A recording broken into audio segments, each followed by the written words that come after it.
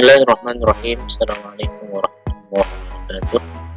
Alhamdulillah, salatu wassalamu ala rasulillah wa ala alihi wa sahbihi wa wala. Asyhadu an la ilaha illallah, asyhadu anna muhammadan abduhu wa rasuluhu, la nabiyya wa la rasula ba'du. Segala puji hanya milik Allah Subhanahu wa taala.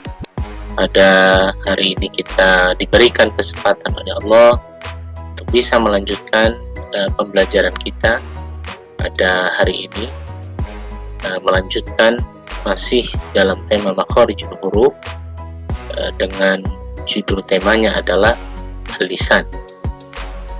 Insyaallah nanti akan kita jelaskan makna dari al-lisan, kemudian bagian-bagian dari lisan, dan kemudian contoh, dan di akhir nanti ada evaluasi tentang materi yang akan disampaikan. Selamat menikmati.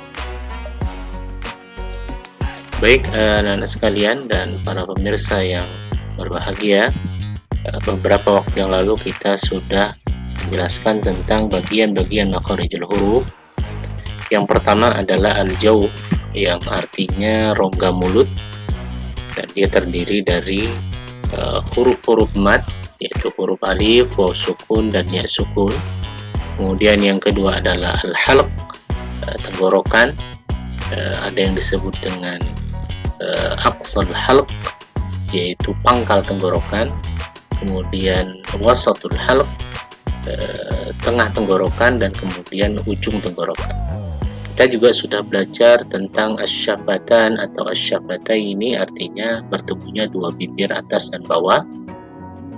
Kemudian kita juga sudah belajar tentang al-khayshum. Al-khayshum itu adalah saluran hidup, dan dia adalah huruf-huruf yang gunnah atau huruf-huruf yang dengung, yaitu mim dan nun hurufnya. Dan hari ini kita akan belajar tentang lisan. Anak sekalian dan para pemirsa yang berbahagia, adakah di antara anak-anak sekalian yang memahami tentang arti lisan? Baik, al-lisan artinya lidah atau tempat keluarnya huruf hijaiyah yang terletak pada lidah atau lisan kita.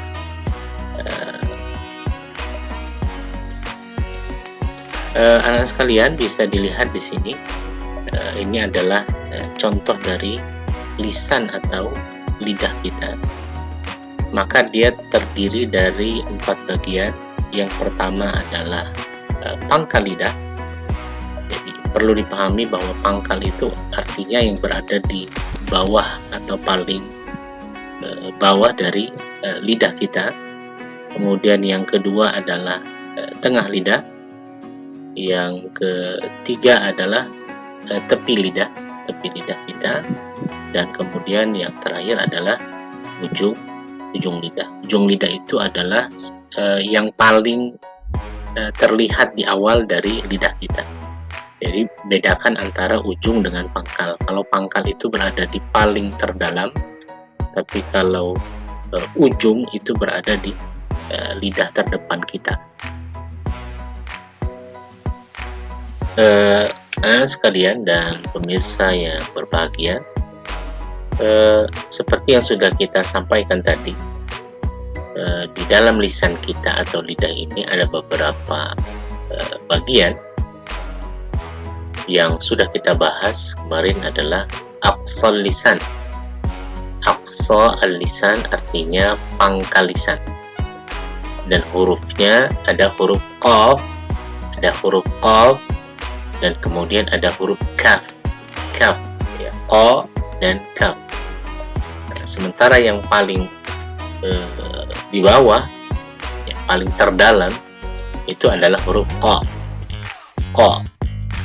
Huruf qa itu berada di paling dalam atau yang disebut dengan pangkal lidah atau pangkal lisan. Kemudian maju sedikit, itu ada huruf ka. Itu mengeluarkan udara dan mempunyai sifat yang disebut dengan hamas, ya. Dan hurufnya adalah fahathahu syakhsun sakat. Saudaraku yang dirahmati oleh Allah dan anak-anak sekalian, serta pemirsa yang berbahagia, sampai kita pada yang kedua, yang disebut dengan wasatul lisan. Wasatul lisan artinya, wasat artinya tengah, al-lisan artinya lidah. Maka posisinya berada di tengah-tengah lidah. Nanti memiliki 3 huruf di sana, yaitu huruf ja, kemudian sya, dan kemudian ya. Hurufnya ada 3, huruf ja, kemudian sya, dan kemudian huruf ya. Pemirsa yang berbahagia dan sekalian, bisa diperhatikan di tengah lidah. Ya. Di sini ada 3 huruf yang sudah kita sebutkan tadi, huruf ja, kemudian sya, dan yang terakhir huruf ya. Nah, bagaimana cara pengucapan huruf ja? Huruf ja, sya, ya ini berada di tengah lisan, artinya menempel, tengah lidah atau tengah lisan menempel pada langit-langit. Tengah lidah kita menempel pada langit-langit. Hampir semuanya sama, ya, hanya saja di huruf sya itu agak diturunkan sedikit sehingga mengeluarkan udara pada saat pengucapannya, atau yang dikenal dengan istilah sifatnya adalah at-tafashi. Ada udara yang menyebar. Ini yang membuat perbedaan. Sementara huruf ja dan sya, ja dan ya, maka lidah kita atau tengah lidah ini menempel pada langit-langit. Nah, sekalian dan pemirsa yang berbahagia, kita masuk ke dalam huruf yang pertama, huruf ja. Huruf ja itu seperti ada efek benturan. Jadi pengucapannya ja, ja, ja. Tengah lidah ini menempel dulu pada langit-langit, lalu kemudian diucapkan. Dan pengucapannya seperti ada syiddah, ya. Maka ketika dia berharokat sukun, dia sama seperti pengucapan huruf qaf, ya. Ada tekanan dan ada tajam di sana. Aqqa, aqqa, aqqa, aj, aj, aj. Tidak boleh pengucapannya ja, ja. Harus ditempelkan dulu tengah lidah kita kepada langit-langit. Sementara ke huruf sya ini sedikit berbeda tadi, agak diturunkan sedikit, tidak menempel pada langit-langit. Diturunkan, ada ruang di sana, lalu kemudian ketika pengucapannya terdengar seperti suara atau udara yang menyebar. Maka ini disebut dengan at-tafashi. Sya, sya, sya, ash, ash, mush, ish. Ada udara yang keluar, yang menyebar di area mulut kita. Kemudian yang ketiga huruf ya. Huruf ya sama seperti huruf ja, menempel dulu baru kemudian pada langit-langit, lalu kemudian diucapkan. Ya, ya, yi, yu, ai, ai. Maka terlihat seperti contoh yang bisa kita lihat bersama-sama. Di sana ada huruf, ya, 3 huruf, huruf ja, sya, dan ya, yang tentunya ya ini ghairu maddin atau tidak boleh dibaca panjang. Maka kita lihat di atasnya ada contoh-contoh, ya, apabila huruf ja, huruf sya, dan ya berharokat sukun. Mari kita ucapkan bersama. Aj, aj, aj, ij, ij, uj, uj. Perhatikan pada kata uj, maka ada istirja namanya, kembali ketika u sedikit dimajukan mulutnya, lalu kemudian ketika melafadzkan huruf ja berharokat sukun, maka kemudian ditarik uj, uj. Ini namanya istirja atau kembali. Kemudian huruf selanjutnya ush, ash, ish, ush.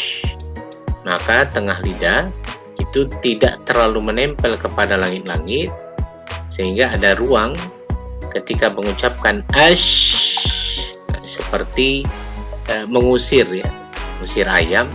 Ash, ish, ush.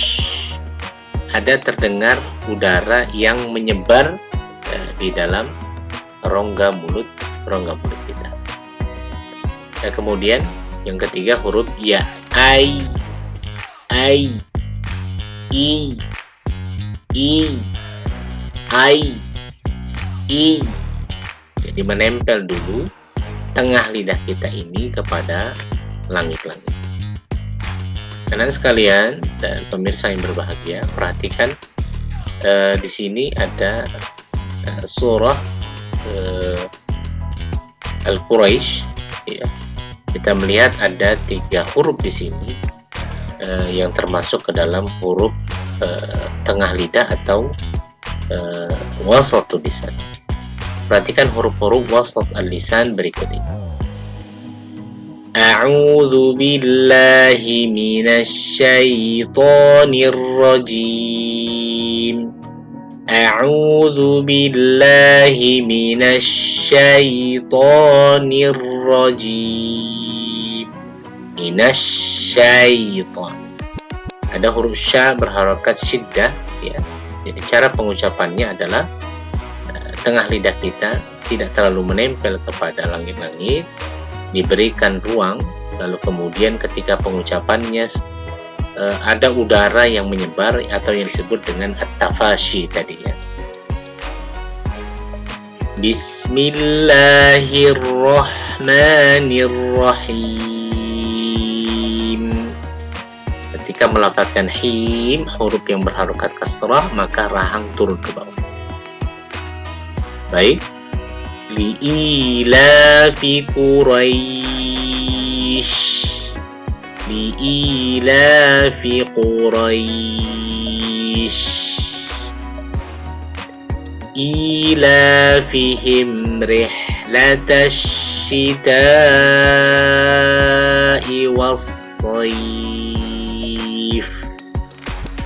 Pada kata asyita, huruf sya ketemu dengan berharokat syiddah ya, dan kemudian berharokat kasrah, maka seperti yang sudah kita sampaikan, diucapkan tidak menempel terlalu dekat kepada langit-langit, tetapi kemudian mengeluarkan udara yang disebut dengan at-tafashi tadi.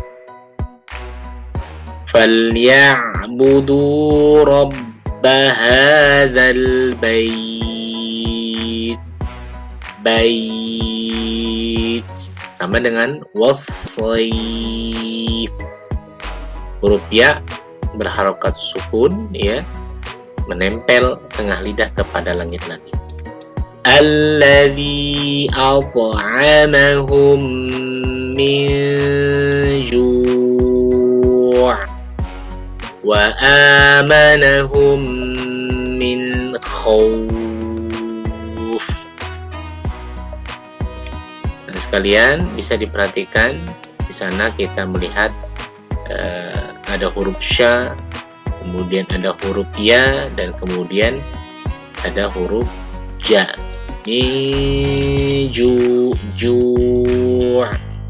Seperti tadi huruf ja berarti ditempelkan tengah lidah kepada langit-langit.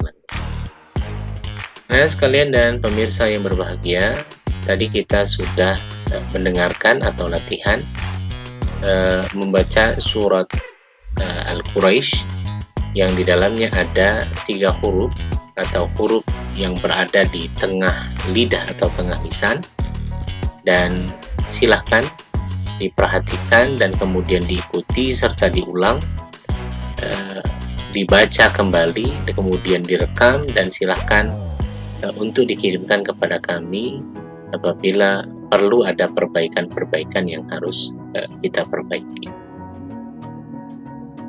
Baik pemirsa yang berbahagia dan anak sekalian, demikian materi kita pada hari ini yang menjelaskan tentang kalau kemarin aqsa lisan, kemudian hari ini kita membahas tentang wasatul lisan atau huruf-huruf yang berada di tengah-tengah lidah. Seperti yang sudah kami sampaikan, bahwa ketika pengucapan huruf yang berada di tengah lidah, maka tengah lidah menempel pada langit-langit, kecuali huruf sya yang diberikan ruang sedikit untuk kemudian ketika pengucapannya mengeluarkan udara yang disebut dengan at-tabashi. Mudah-mudahan ada manfaatnya bagi kita semua. Selamat mencoba dan semangat selalu untuk memperbaiki bacaan kita. Terima kasih. Assalamualaikum warahmatullahi wabarakatuh.